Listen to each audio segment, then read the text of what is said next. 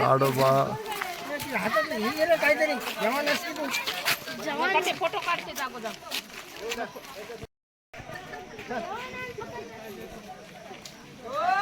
करायला थांबा.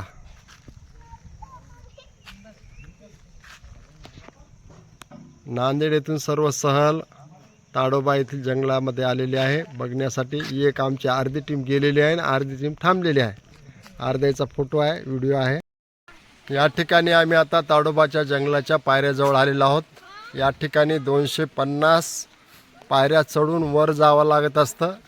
गेटमधून आम्ही एंट्री केलेली आहे आणि या ठिकाणी आमचं नांदेडहून आलेलं सर्व जे काही टूर आहे, धम्मसहल आहे, ते रात्रभर गणपतीजीच्या त्या ठिकाणी महापत्र सूत्रपाठ ऐकल्यानंतर आज या ठिकाणी इथे आलेलो आहोत.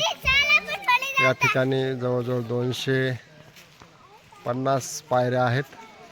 त्या 250 पायऱ्या चढून वर जायचं आहे. हा रस्ता असा वर जावा लागतं.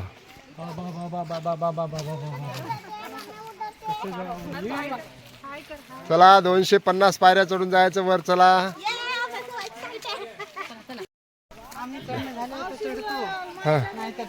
मग पायऱ्यावर बसा आणि तिथं काय दिसलं की मग बुलत खाली या.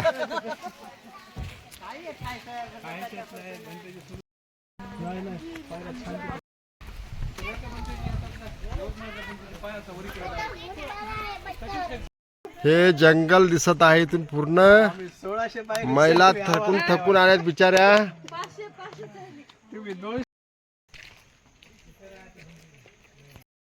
आज या ठिकाणी आम्ही नांदेड येथून आमची कालपासून आलेली सहल आहे.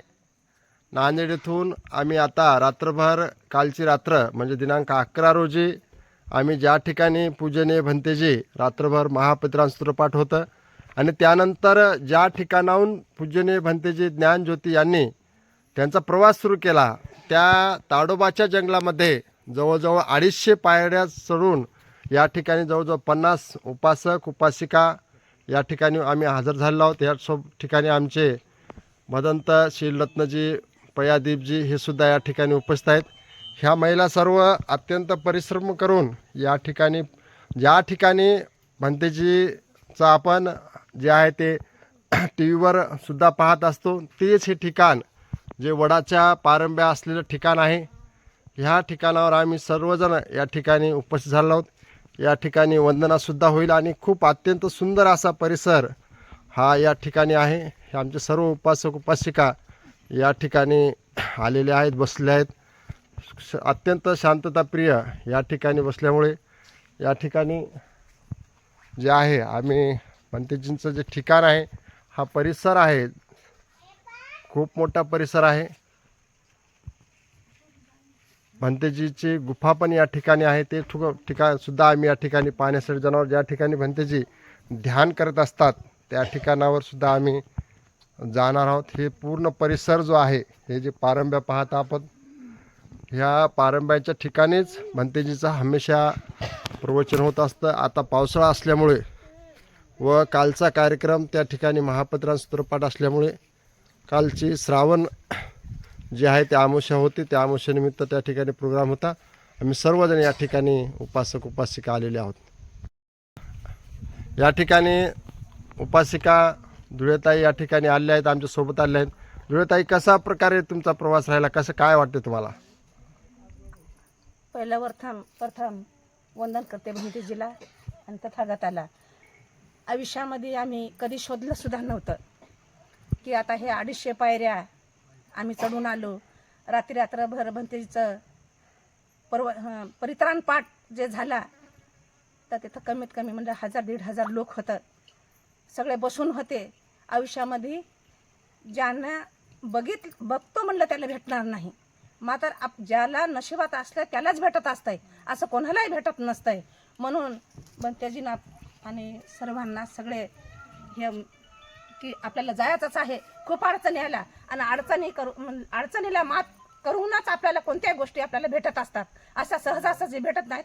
मेहनत केल्याशिवाय आपल्याला, आता इतक्या पायऱ्या चढून आपण आलो, मेहनत केल्याशिवाय आलो नाही. आमच्या सगळ्या महिला घामासोक जरी झाल्या तरी त्याची इच्छा होती की आपण येथं येऊन आपल्याला या पिंपळाच्या झाडाचं दर्शन झालंच पाहिजेत, आपण घेतलंच पाहिजेत.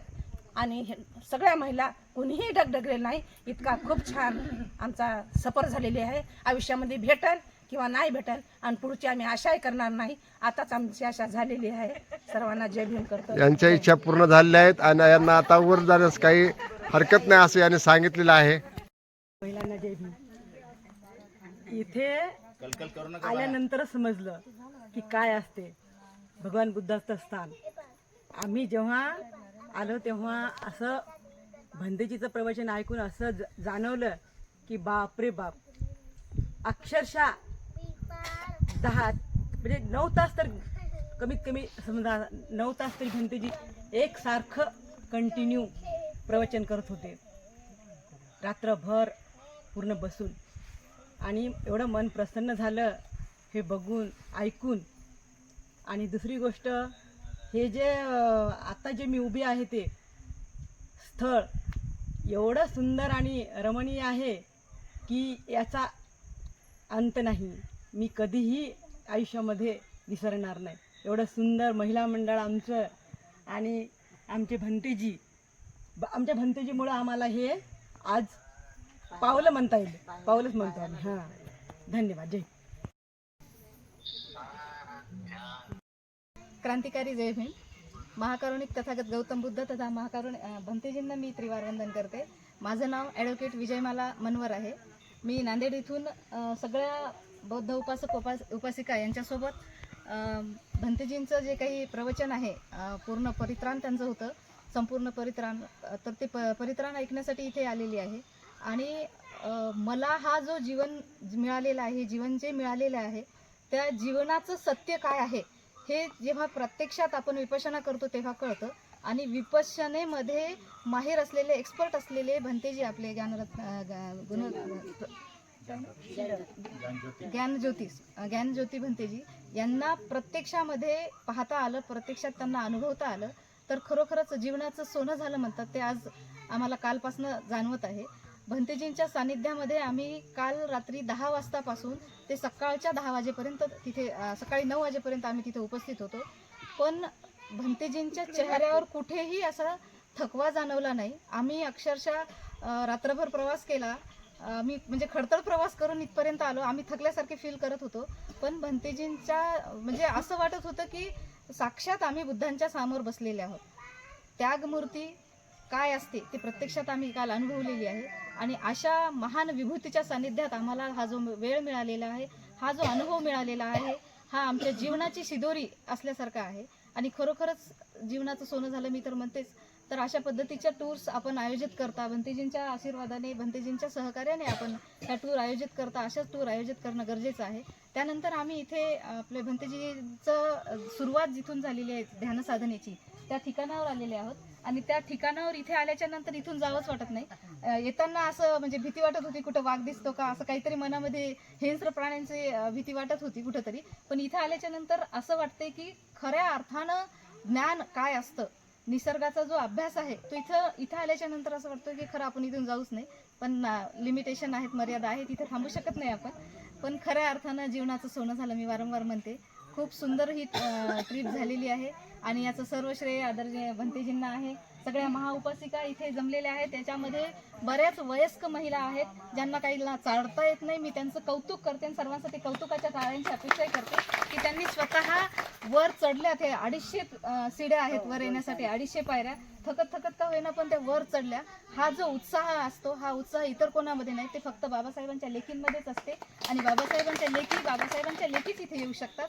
बाबासाहेबांच्या लेकरांमध्येच ती ताकद आहे. त्या ताकदीनुसार आम्ही इथं आलो आणि खरंच आमच्या जीवनाचं सार्थक झाल्यासारखं वाटतं. आपण ही सहल आयोजित केली त्याबद्दल आपले खूप खूप धन्यवाद.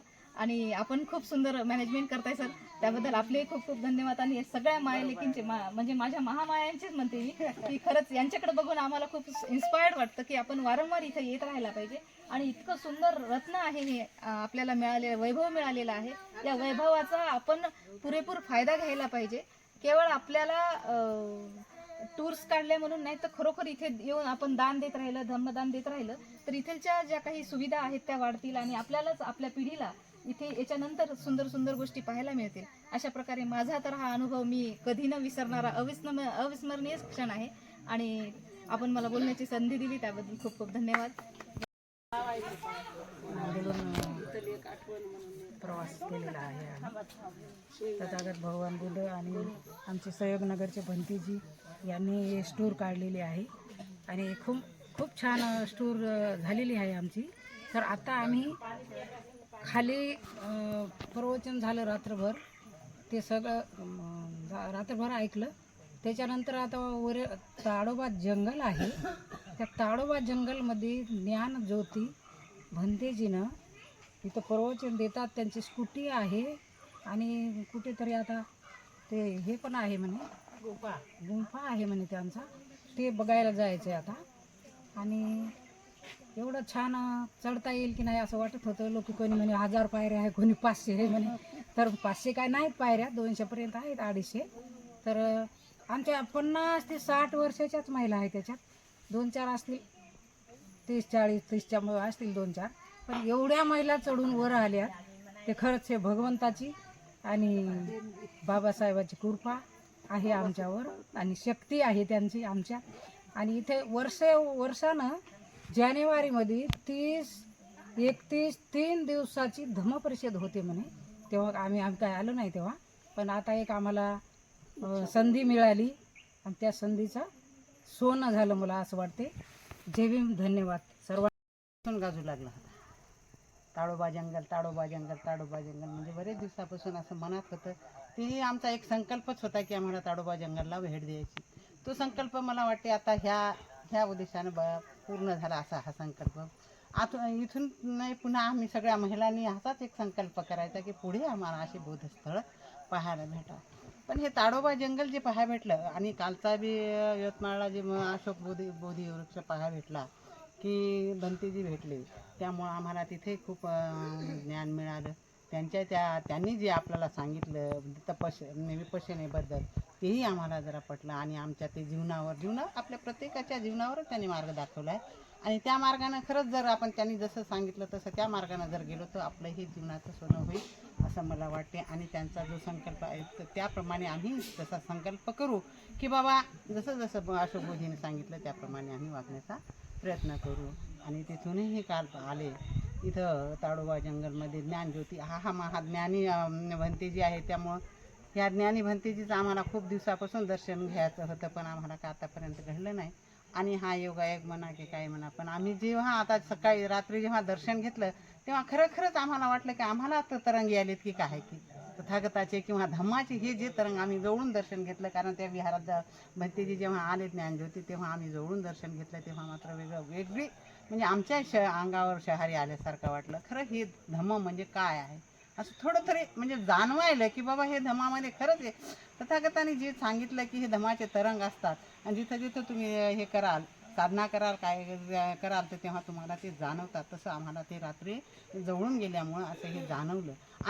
बरोबर रात्री 1 लाख किंवा 1.25 लाख बसले जेव्हा भंतेजी आणि वंदना घेतली तेव्हा खरंच अंगावर शहारीवाला एवढा मोठा माणूस आपण आता प्रत्यक्ष आपल्या डोळ्यांनी पाहायला आणि जवळून पाहण्याचं दर्शन घेण्याचं आम्हाला हे काल भाग्य लाभलं.